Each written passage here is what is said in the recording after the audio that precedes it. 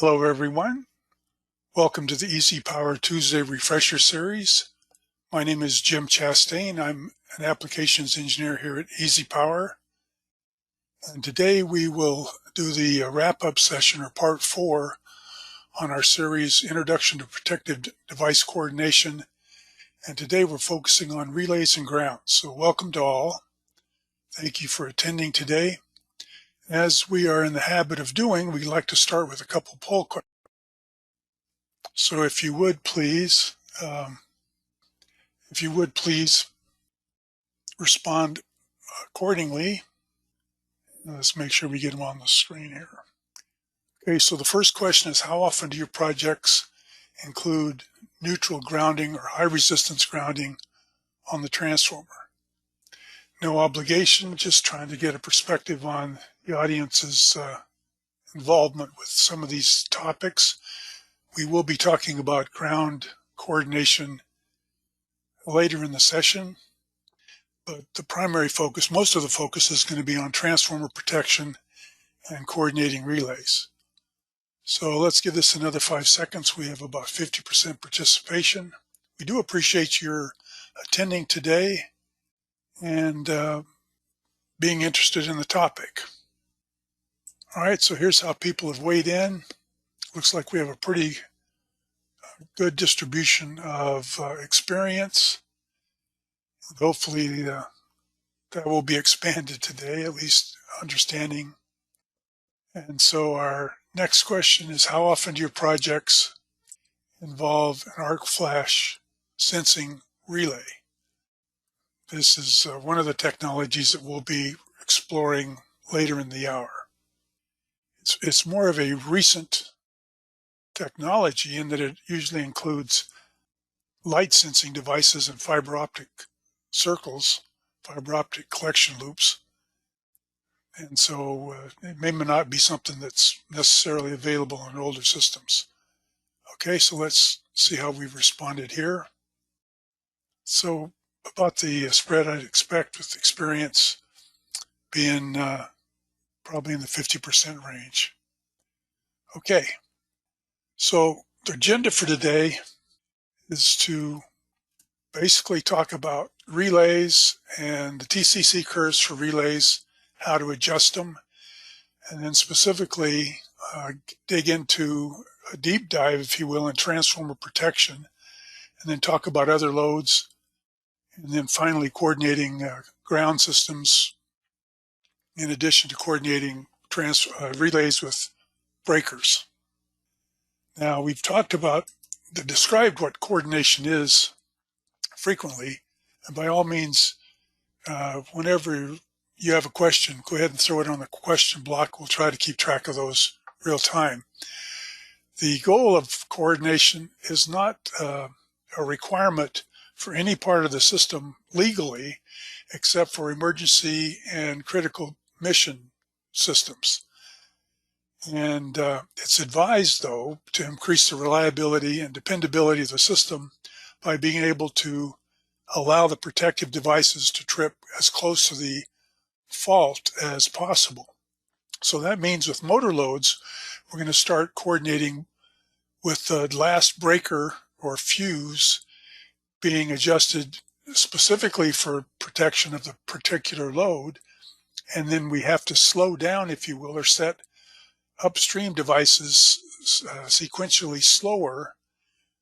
And so in the overall scheme of things, the top relay, which will be the last protective device in the series, has to be slowed way down to be coordinated. Now, in the course of protecting transformers, and particularly the main transformer, you start by setting the relay to protect it, because it often can be the most expensive part of your system. And then in the case of motor loads, you want to have instantaneous trip close to the load, and then virtually no instantaneous trips in any device above it until you get to the main relay, because there you can predict what the worst case fault current will be and adjust accordingly. We've referred to a couple standards, ANSI standards, that describe the damage curves and damage potential for different technologies of transformers.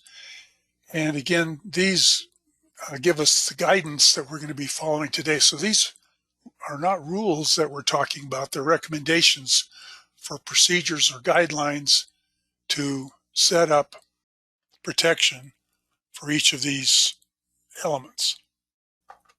So we reviewed most of this on Monday, but basically we're looking for through faults. If the transformer has an internal fault, there's nothing we can do about it. We have to decommission it. And so there are several types of relays that can be used to determine a through fault. And we're going to try to go through a couple of these. The gold standard for transformer protection and overall system protection pretty much is the differential relay. And so there's multiple variations. We're going to be showing the advantage of utilizing a differential relay for main transformer protection. But it's a different setup as far as simulating what the results are. Just a quick side note, the question has come up in the past, do we need to include the internal fuse in a transformer package or transformer system as far as arc flash calculations? And the answer is no, because the internal fuse is primarily for fire protection. It's not for arc flash, particularly downstream protection. So it's basically something that's part of the internal design, and it's strictly to prevent worst-case mechanical failure of the transformer itself. Now, the key points to consider when we're talking about transformer protection, first we have to determine the maximum load current under normal operations, and that's a standard equation that should be in everybody's cheat sheet.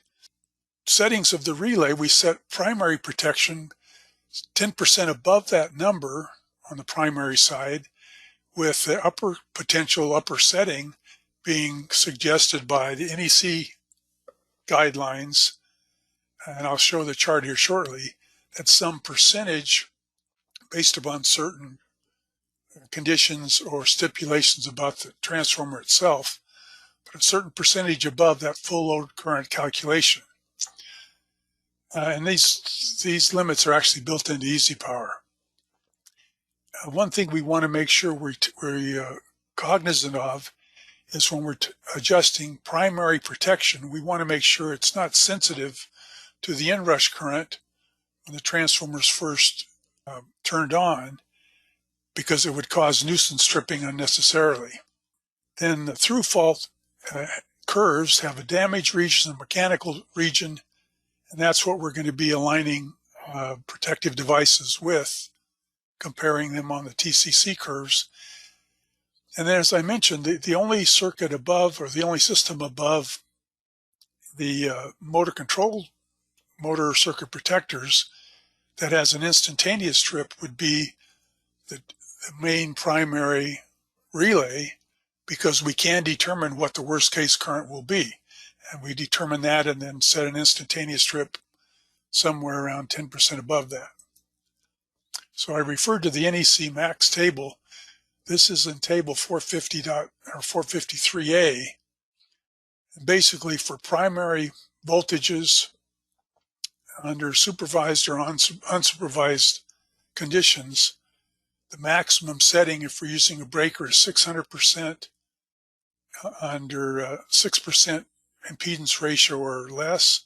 Greater than that would be 400% of the max current, full load current.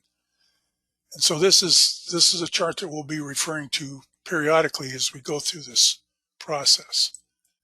Now, there are several curve profiles that are available on any manufacturer's relay data sheet. And so this is something I copied from a website that recommends, basically for transformer protection, we want to use a very inverse curve. Now, this is, again, not set in stone. It's just a guideline or a starting point for doing your coordination setup. Something that is important is understanding the need to have overlapping zones. For instance, the first example we're going to do is going to set up the zone for main transformer protection. And once we've got that dialed in, then we want to have an overlapping region that includes the next level of protective devices and make sure they're coordinated with the downstream protection on the transformer. And then the subsequent feeders, likewise, are coordinated with the upstream, with the overlapping element, and that will ensure protection for the whole system. So one of the things that I'm going to try to emphasize is if you follow this policy and coordinate on the largest downstream load, then the rest of the loads or the rest of the feeders in that particular bus will be covered. And it's a question that comes up, and sometimes it's worth being able to prove that to yourself. So let's jump into EasyPower and see how we're doing on this.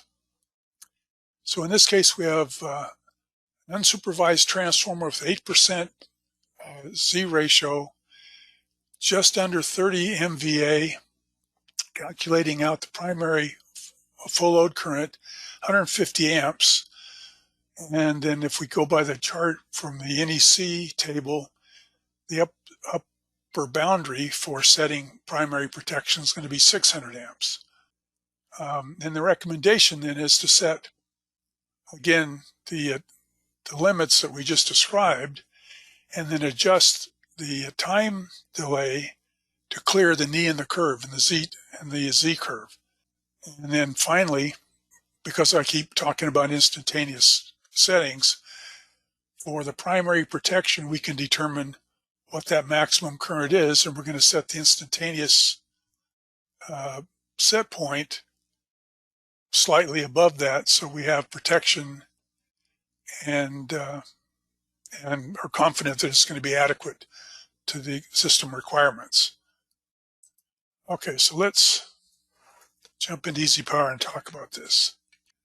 Okay, so, and just a side note, this file that I'm using is, for anyone that has the tools, is in the sample folder. This is protection 1, and it's worth playing with these if you want to check up on what I'm doing. Okay, so what we're talking about is this system here. I'm going to selectively pick out the primary overcurrent relay, its CT, the breaker, the transformer, the downstream overcurrent relay, its breaker, and then plot the TCC curves. By going to coordination, plotting the curve, we see something that looks like this. Now for grins, I'm going to turn off that. Well, first of all, I don't see any color on this TCC curve. I'm going to go to right-click, TCC options, and I want on my one line to sync the TCC colors to the TCC plots. So once we do that, we see kind of a rust color on this downstream secondary relay. And so that's this curve right here. So let's delete that just to not confuse the situation. Next, I want to talk about the transformer. So this looks a little bit different from what the transformers we started up talking about on week 1. If I open up the dialog box, under the TCC tab for the two-winding transformer data dialog box, I see 4 default check marks. So let's talk briefly about what each of these are about. So if I apply, it takes away my TCC curve. First of all, we're going to plot the 100% damage curve. This is the maximum that any fault needs to be able to protect against. So that gives us this dotted straight line. This is the worst case, 100%. You want to not exceed this curve, either at the time current plot up and to the right at any point in the life of the transformer. Secondly, let's invoke our frequent fault curve by checking that third box and applying it. Now we know that the upper part of the curve is thermal damage, and the lower part of the curve is mechanical damage from the magnetic impulse. And so this is a frequent fault plot line that's described in the ANSI standard, and given specific transformer conditions or parameters, the transformer will survive a limited number of excursions through this area, through this plot at this portion of the curve. So to be conservative, we want to coordinate against that and make sure, when at all possible, we avoid exceeding that guideline. Now, the thing that puzzles me is normally we see two plots on a transformer plot, and that's because for a single line to ground on a delta Y transformer, we plot a derating curve, and it looks something, it's a solid curve and it's offset by 58%. But if you'll notice, this overwrote that curve that we had. So the question is, why don't we have a separated curve? Why don't we have two curves? So I got a poll question here. Let's kind of jump into this. Question is, why does the TCC curve have only one plot in this display? And if you were taking notes during the first week, we covered this, and I want to see if people kind of pick up on what I'm going for. So just, if you don't know, take a shot at it, because it's a learning opportunity. Okay, so we got about half the victims guessing here. This is good. And let's go ahead and show the results. We only have about 50% participation. No one's going to hold you accountable. So the reason there's only one curve is because this is not a hard grounded transformer. This has got a high resistance ground connection, and it's set up when we do the impedance setting for this transformer. So let's go back and talk about that.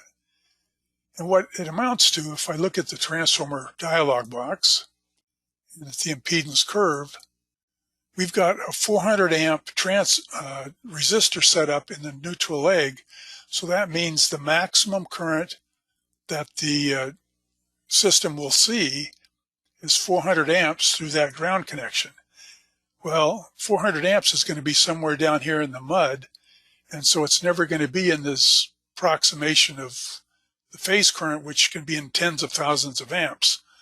So it's something that's handled separately, and the reason for the way the plot is set up is that because of the limited current, it doesn't really pertain to coordination. I mean, we will coordinate it, but it doesn't pertain to the max setting on the transformer impedance.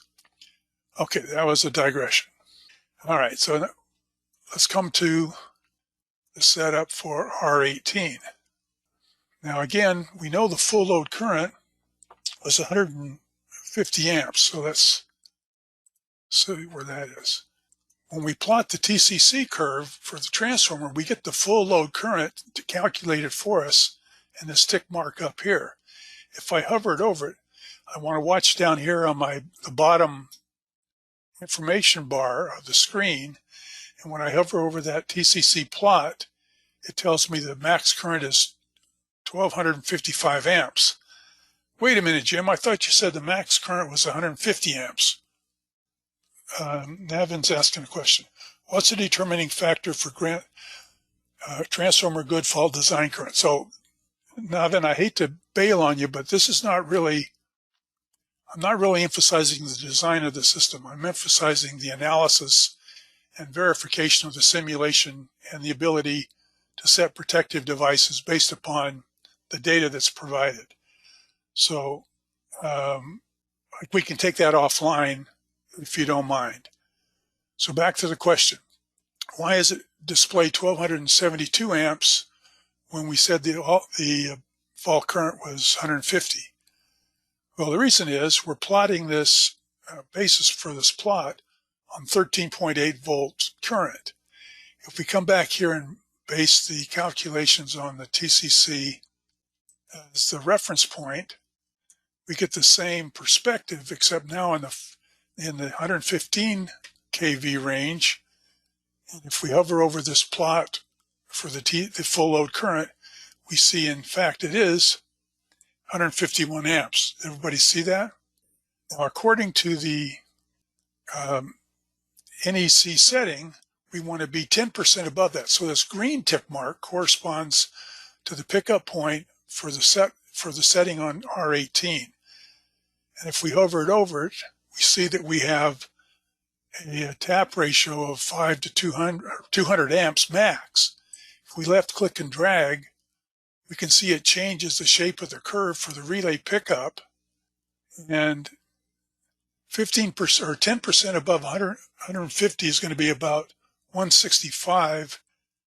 Looks like I have a 200 amp choice and a 160 amp choice.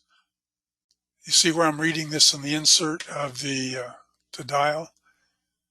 Now the same adjustment will be made in the setup for the relay itself. First of all, we're plotting the TCC curves. We're showing the momentary current tick mark. If we go to settings for overcurrent pickup, we have it set at 5, which gives us this 200 amp pickup. Using 4 isn't going to give us enough bandwidth, so let's leave it at 5. Now we've selected the very inverse curve, and we've picked out some number in the medium range on the TCC plot. So let's just do 2.8. Now we do have an instantaneous setting. Let's kind of go back and talk about that for a second. If I come down here and fault this bus, this is the worst case fault that this transformer will ever see in normal conditions. In other words, we have a hard fault on the secondary of the transformer. If we're looking at current, and when we fault this particular bus, we see just over 1116 amps will be the worst current that this system will see. So we can set our instantaneous plot slightly above this. And so 1116 amps, we're going to go for something near 1200. We go back to settings, instantaneous. So we can adjust that with a little bit more granularity if we want. If we just set it for 31 on the dial setting, it gives us 1240. Let's call that good. And so we see that we have pretty good coordination, pretty good protection here for the transformer. Now, I said we could set this as high as 400%, which would give us 600 amps. If we left click and drag that tick mark up to 480 amps, we can see we're already exceeding the frequent fault curve. So that doesn't make sense to take the maximum setting allowed. We're trying to do this on a conservative basis. So I'm going to leave this at a pickup of 240, which gives me plenty of guidelines. Now, another point to be made is that this should be the slowest device in the system. So we want to coordinate everything downhill from that. All right, so that gives me a pretty good starting place for R18. Let's put R4 back in the mix. Open the dialog box. Now, when I deleted it off the TCC curve, the effect was to uncheck this box for the TCC plot. So let's check the box again. Now, the TCC recommendations for full load current on the secondary side is 1250. So let's look at what we have this set.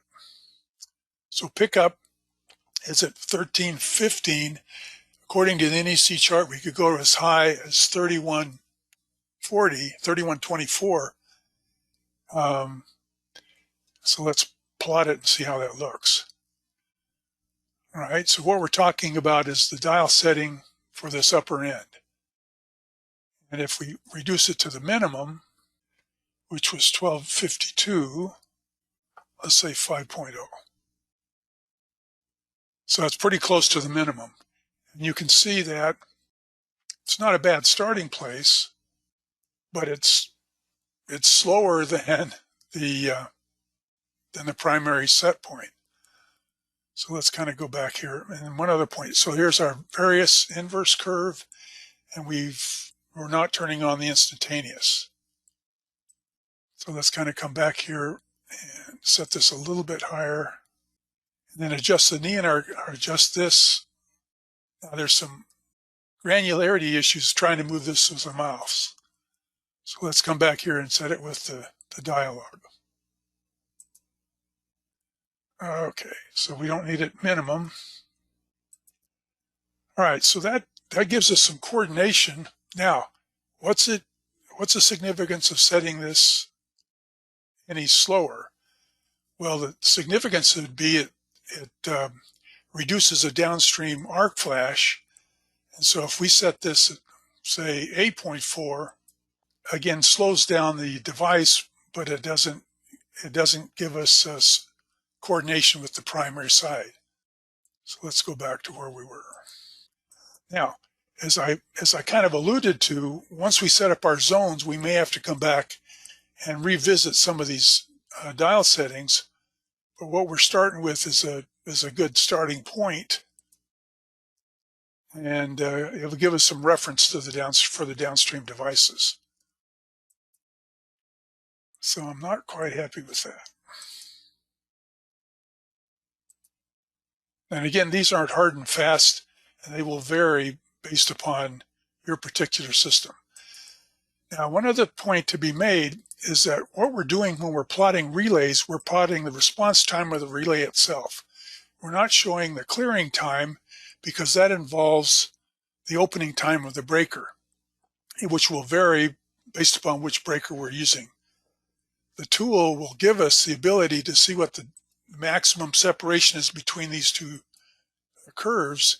If I select both, hold down Control and select both, and use the difference calculator, it will show us the minimum amount of time that these are separated, and at whatever current the difference will be, right? And so between a 5-cycle and an 8-cycle, this is an order of magnitude greater as far as the separation. So there's plenty of time for the one breaker to clear before the next relay is picked up. Okay, so let's say I'm going to live with this.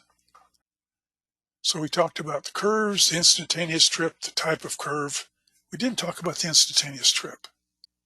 Okay, when I go back to my transformer, my primary settings, if I fault all the buses, I see that there is an instantaneous trip on R18, and it's set for somewhere around 1220 amps, which is just slightly above this 800 or 1100 max fault current. If I want to see it, to see the, I'm going to fault that downstream bus. And because this now is, the set point is lower than this max extreme, I can display it on the single bus fault.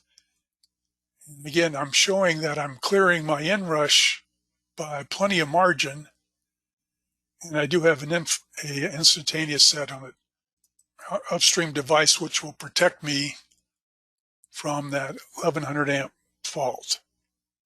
It looks like we're set for 1172. Okay, so let's say I'm happy with this.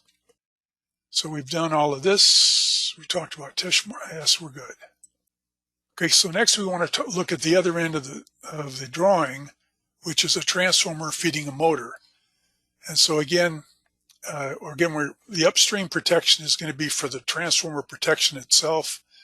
The downstream, if there is well, we can see it here, the downstream breaker will be protecting the motor itself, and then any cables that may be sensitive to the max current.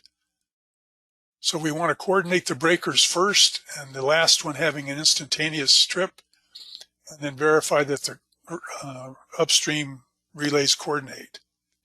And so this is main switchgear down to 250 horsepower motor M2. So I'm going to save, I would save this plot, which I'm not going to do now, but the dial settings are saved. Now we're going to coordinate this leg right here. So again, we haven't overlapped between those settings and these top 3 breakers, but something I would do next. And for now, let's talk about this particular leg, because we're going to start at the motor. All right.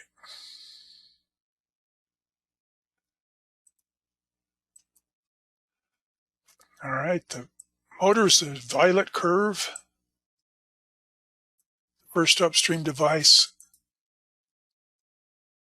Got to set our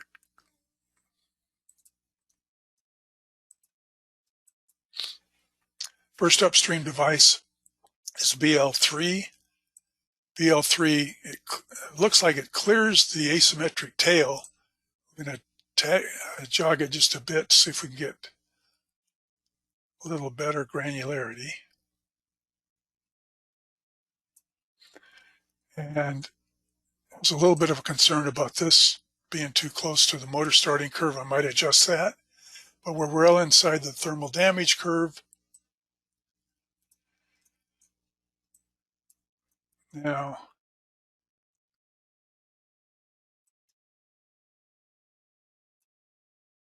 this breaker can be snugged up a little bit to our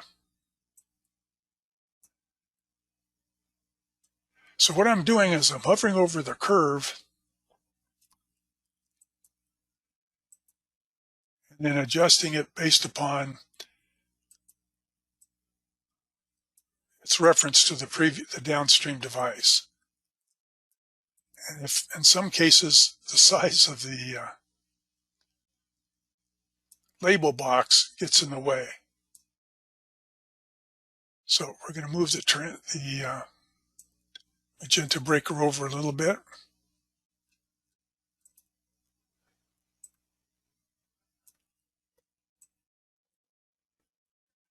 See if we can get some coordination there.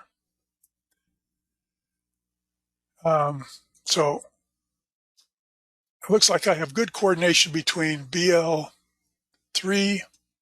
and BL1. So now the only issue is the relay protecting the transformer. So same setup here. Let's go ahead and take these two off. Leave them where they are. So delete that. Delete that.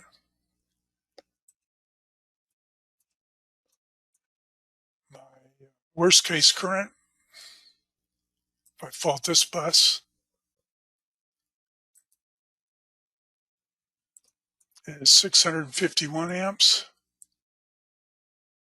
And if I make that in reference to the 13.8 range, here's my max fault current of 58.4 amps. Here's my transformer pickup set at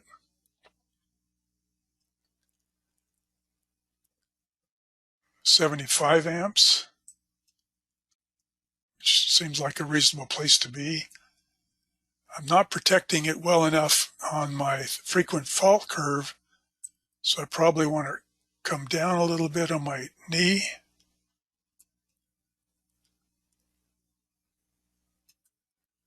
So that's a good first order approximation. I'm going to turn these back on. So again, the same principles exist, starting at the bottom and then coordinate on your way up. And which one is this? So there's our upstream breaker. We have some coordination issues between it and the secondary of the primary of the transformer relay. So that might take a little work.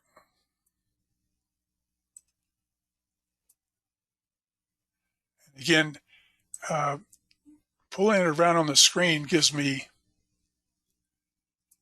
a limited amount of granularity. I might be better off doing this. Now, one thing that I didn't mention as we went through this, I'm on set point 1. There's an instantaneous setting with this this relay. And so Jim, I thought you said shouldn't be an instantaneous setting except at the very first device. Okay, so I'm going to set my dial slower.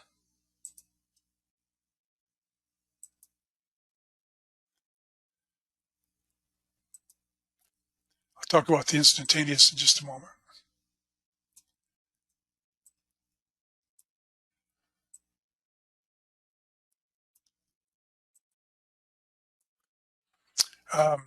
Okay, so yeah, the instantaneous is set up on this relay, and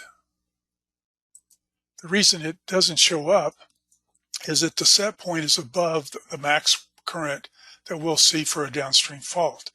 If I click in an open area and fault all the buses, I can see my instantaneous is set greater than BL1 will ever see, and BL3. So there's no coordination issues even though I have an instantaneous element set. Fair enough? So whereas if I get a fault downstream, it won't even show up on my curve. Now, one thing I haven't talked about, and I'm going to use it now, is the advantage of smart PDC. And that is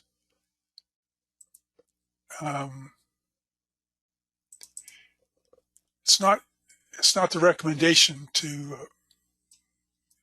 kind of completely do the coordination, but it is a good sanity check to either start with a ballpark recommendation or see if there's anything I missed during my coordination attempts.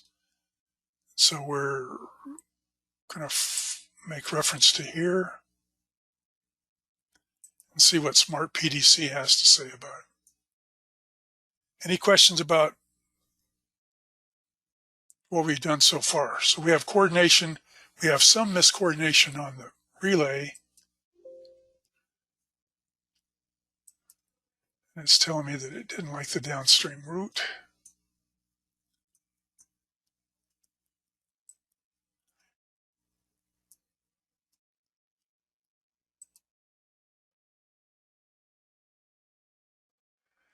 And so it pretty much ended up with what I did without recommendation on coordination here. So in this case, I think I'm a little bit better off not following PDC, the smart PDC, because I like having the protection against the overload relay. The motor coordinated with the motor. Okay, so the motor is the violet curve, and the first upstream breaker is BL3, and it's close to being coordinated. I have some risk of an overlap here. Some of that is due to the locked rotor current that we've set up. Some of it is due to the granularity of the breaker curve itself. So let's say we've gotten beyond this point. The next thing I want to show or prove is once I've got this coordinated with the largest downstream motor, in this case 250 horsepower, will it work or will it coordinate with all the rest of the devices on the feeder, on the main bus? So let me close this. Normally I plot to save the plots. And so the question is it going to coordinate? Will these upstream devices coordinate with this motor, which is smaller? So I'm going to start over here, pick out this breaker, this transformer, this relay,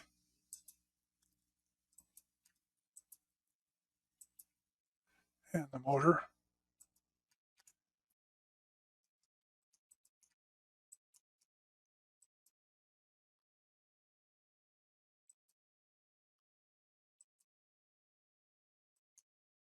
Suffering from my data boxes being too big.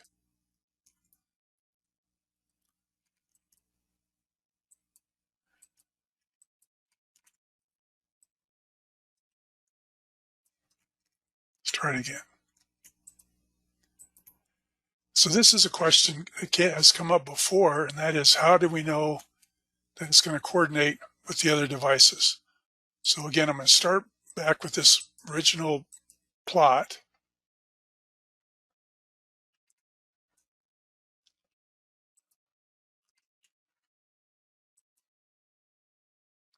Okay, and basically we've slowed down the upstream relay and the upstream main breaker. And we're going to put that same plot overlay it with the smaller motor. So let's not save that. Let's go ahead and add this chunk over here. And the question is this going to be coordinated?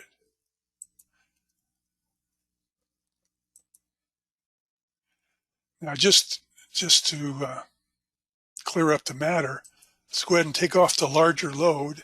This is just FYI. Take off the larger load and this one feeder breaker.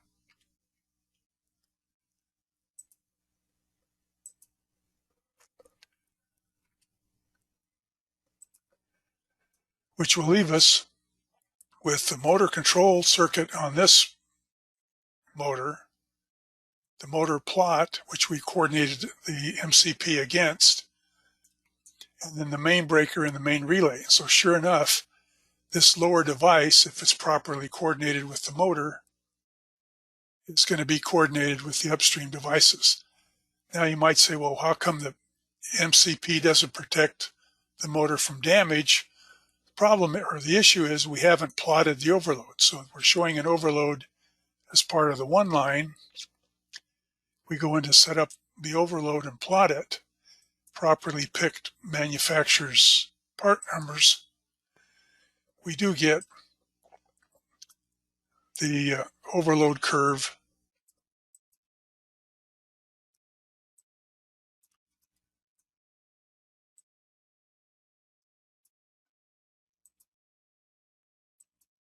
There we go.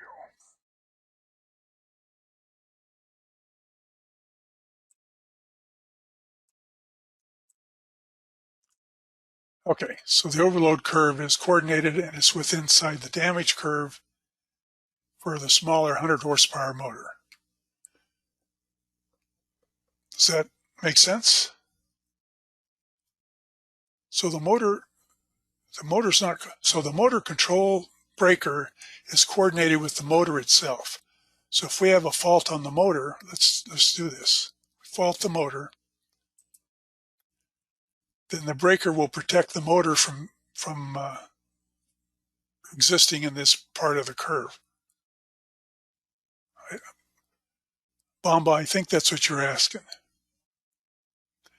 So let's go back. One more check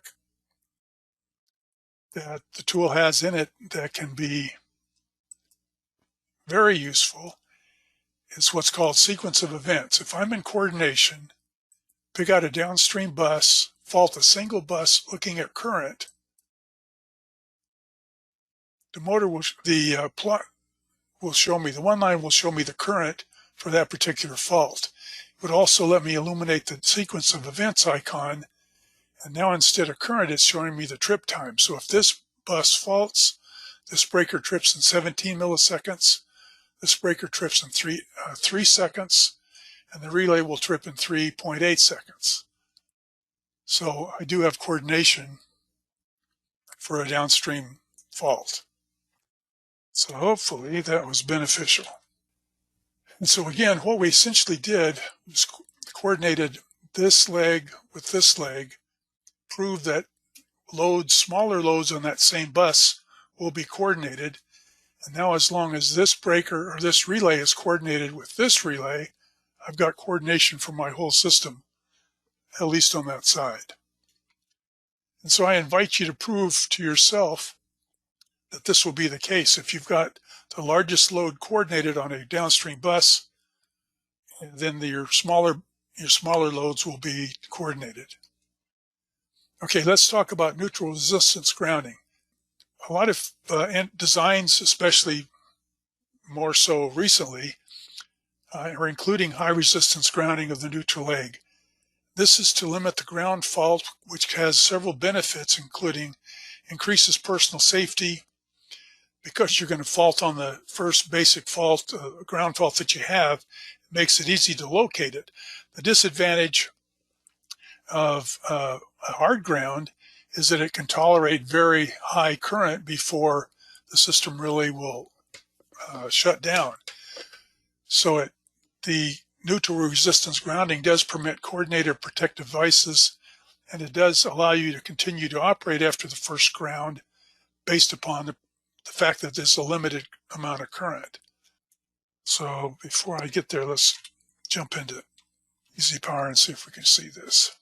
So basically, we've got two transformers that have resistance grounding. This is protected by, in this case, relay 16. So we're going to set up this 2. Let's go ahead and plot it with this 2. Plot the TCC curves and expand it a little bit. Now, the thing that's tricky is that normally you're looking at your phase overcurrent. We just want to look at the ground fault or ground plot. So we need to apply a ground line to ground fault. And by doing that, now we see those curves set up for each of those devices.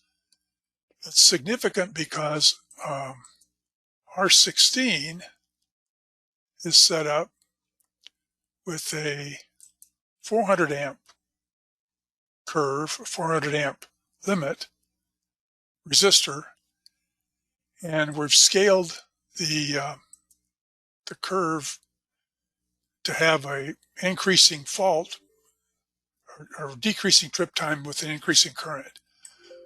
So the way it's set up with currently the setting is the higher the current. So this would survive a lower current for a longer amount of time. Likewise for R10, this is set up for a 200 amp.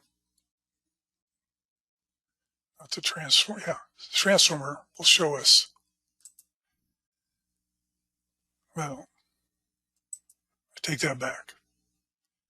It's set up for a 200 amp ground current. So if we look at the relay,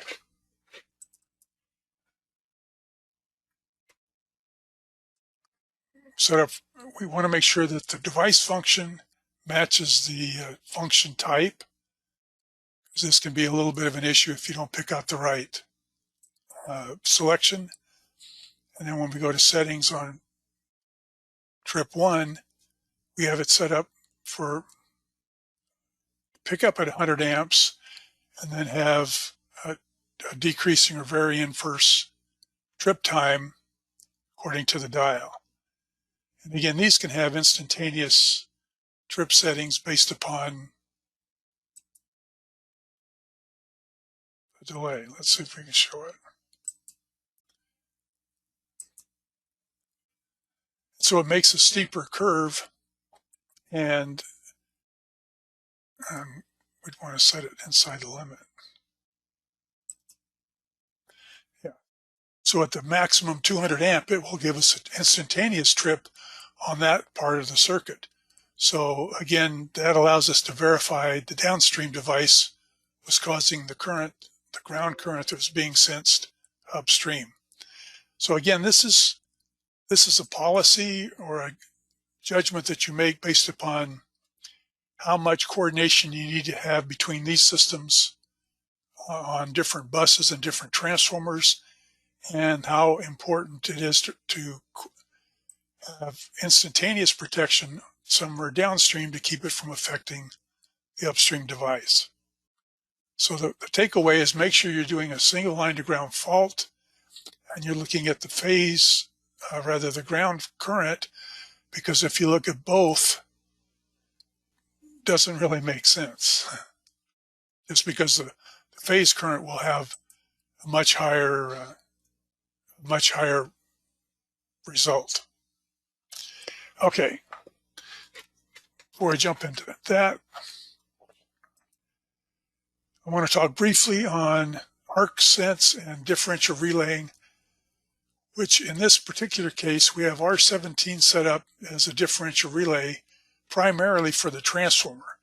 Now it's worth saying that we can include these downstream feeders if we had CT set up, adjusted the relay or set up the relay to consider what the nulling of the total current outflow from the switchgear is. So this can be a relay differential, a bus differential, or a ground differential. It can have multiple adjustments in the setting. So if we go back to how to do this in EC, the problem is, or the issue is, the relay can be sensitive on a very small differential between the upstream current and the total sum of the downstream current, and consequently be able to determine a fault much long before the full current is even hit the relay or the transformer. So that small differential in current, whatever it is that's been determined by the designer, will trip the device, and the device will then open the breaker long before it hits the maximum fault current that we've set up the overload relays for. Well, EasyPower can't simulate what that small differential is. So the way it's simulated as far as protection, when we go to set that bus up downstream, let's go ahead and see. When we have set this bus up for the downstream bus, under the arc flash hazard, instead of just looking at the calculated times, we say, well, we also want to look at the user-defined times. And this would be, I believe it was R17. And the relay function would be 87, or the differential. And the time element includes the relay response time according to the data sheet, and then the opening time for whichever breaker the relay is tied to. And that summation, or that total, will give us the total response time that the manufacturer's data sheet will support. So whatever that total time is, we use in this column. Now this won't show up on the TCC curves, but when I do a fault at bus in short circuit, I will get two responses or two calculations on my arc flash hazard report. One will be for R18 as overcurrent, and one will be for R17 as a differential. And the primary difference will be the response and clearing time, or arc time. So for overcurrent response, it's almost a second. For arc sensing or differential sensing, it can be 10 times better, and consequently, the instant energy would be reflected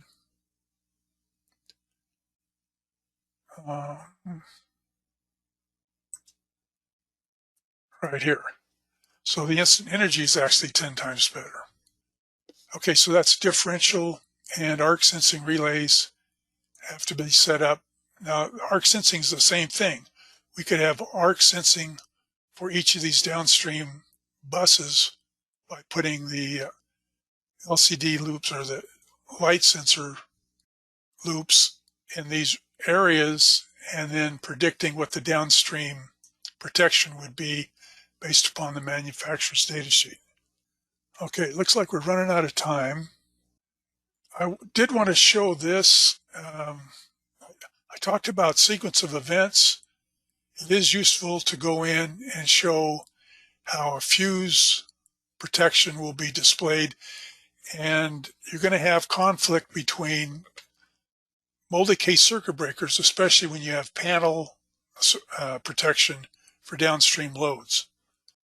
So that again is in the yes, that's in the protection one example, and it was something we've covered actually before.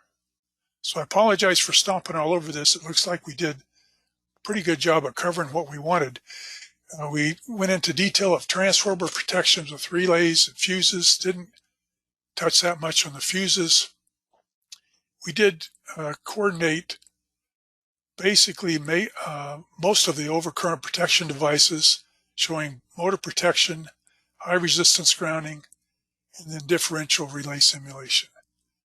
Thank you for attending today. Thank you for supporting EasyPower. I look forward to having you join us down the road. Yeah, there was one question from Navin. The bus, you can control what's indicated on the bus. In that one example I was showing, just by saying, okay, well, in this case, I don't want to show